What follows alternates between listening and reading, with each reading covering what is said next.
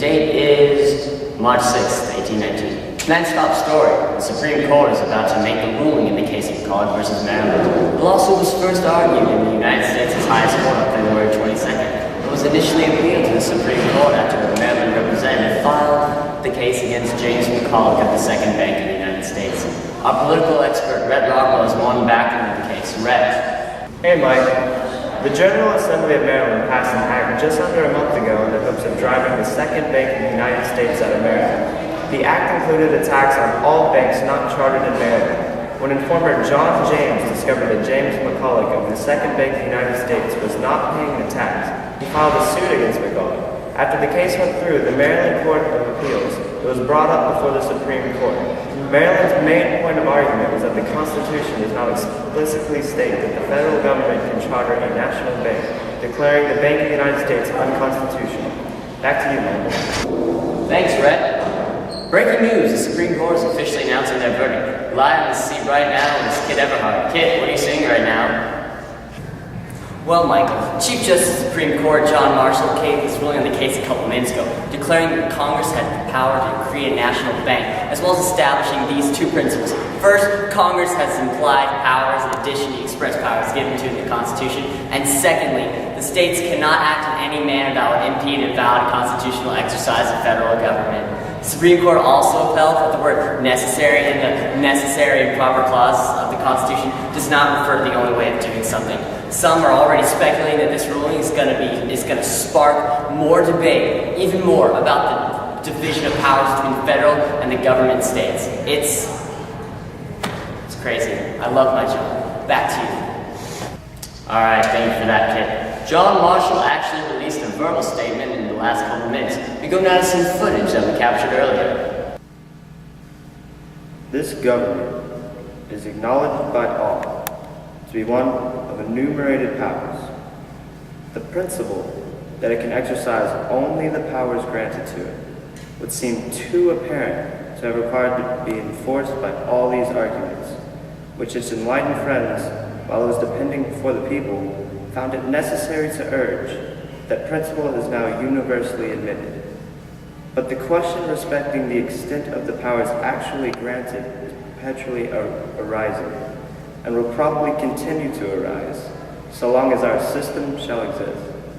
In discussing these questions, the conflicting powers of the general and state governments must be brought into view, and the supremacy of their respective laws, when they are in opposition, must be settled.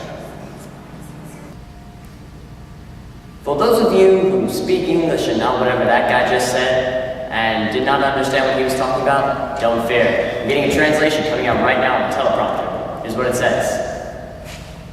We must figure out exactly what powers the federal government has over the state governments. Well, I'm not one to argue, so I'll just let the guys upstairs do their job, and I'll do the presenting. Well, that's all the time we have for today. Here's all the information that we presented for all of you just tuning in. Goodbye, folks, and remember, always carry a penknife. You never know when you're going to find a beached whale.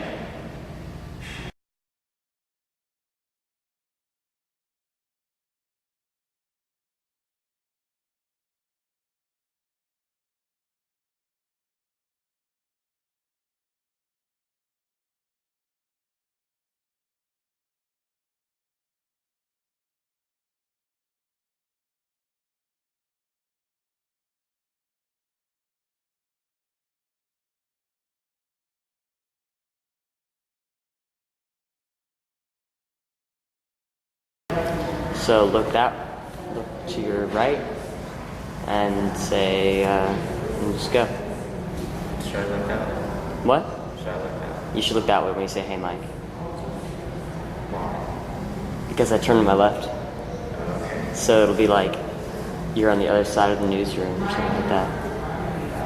If I'm talking to you, isn't this whole thing to you? Where? Look, it's simple. Just look that way. Should I say thanks, Mike? I say, hey, I say, no. I say the thing about red, and I look this direction.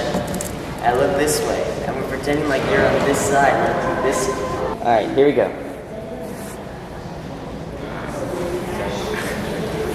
Look that way and say, hey. Okay, hold on. Richard. Look that way. Say, hey, Mike, and be engaging. Be a reporter. So we're going to do a ceremony today at 4 o'clock. Do you guys, we were going to do it out here. We'll be done. Oh, you will be? Easy. Okay, Oh, perfect. We should, yeah. Okay, no problem.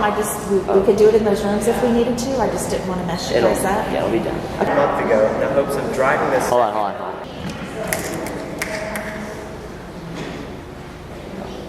Hello? Be louder.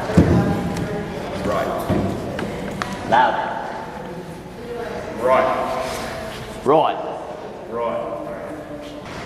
Hey, Mike.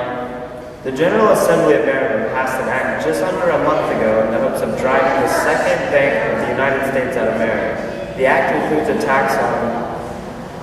Technical problems. Hold on, do it again.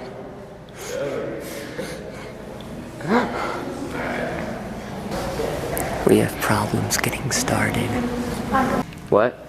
I'm supposed to sound like an old man or something? I mean, do your best. Alright. I just go. Yeah. Don't look at you or anything, just look at this. Try to mix it up.